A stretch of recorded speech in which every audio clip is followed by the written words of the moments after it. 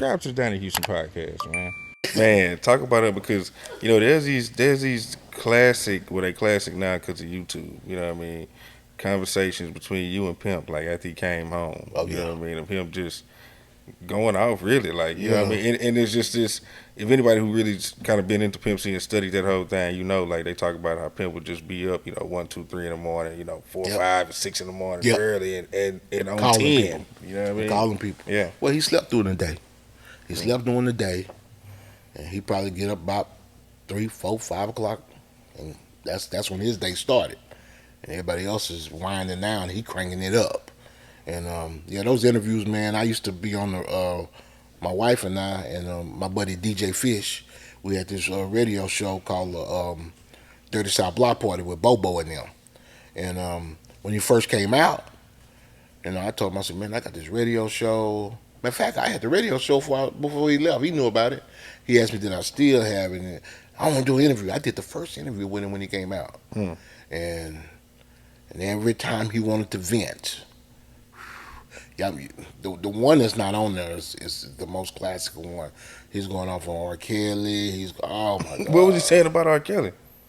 Just like, Just basically what it is. What Yeah. it is. But back then, yeah, it was liking little girls and yeah, he was calling them Robert though.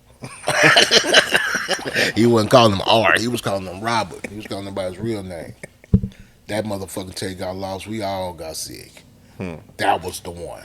But all the ones with the Mr. Unselfish and that shit funny. That shit funny. Yeah, I would be like, That's man, classic. Yeah, classic shit. Yeah, That's classic. I'm glad to be a part of it. Yeah, I'd be thinking like, man, how you got a partner this live? Like, I don't even know. I guess you get used to that type of shit, but it's like, man, I would be tripping I was live with every him. time. I was live with Yeah. him. And that's the thing, man. We talk about, I'm going to tell you a story that, Pimp never really went off on me, ever, ever, ever, ever. One of the few that he didn't. And only time Mama went off on me, one time. After he got out of jail, they invited me to come out to Club Blue in Dallas, downtown Dallas, New Year's Eve. And I show up. They said, well, man, damn. They want us to come to this place in Fort Worth or Arlington first, and then we're going to come over there and do the show. Because normally I meet them at the hotel room and we all ride deep together. That was always the proper way to do it. And I went to the venue, and the motherfuckers wouldn't let me in, and they disrespected me. So I left. I went to another club. I want to be somewhere with a drink in my hand come midnight, you know what I mean? And as soon as I stepped in that other club, he called me. Where you at? And I told him everything that happened. He must have been pulling up right in front of Blue. They said that motherfucker stopped opened the door before the car was stopped, jumped out, cussed out everybody, cussed out the police officers and everything. Y'all ain't gonna let Bobo. Then got on stage, did it. Yeah, all over me. Hmm. Yeah, and then that next day, Mama cussed me out over that shit.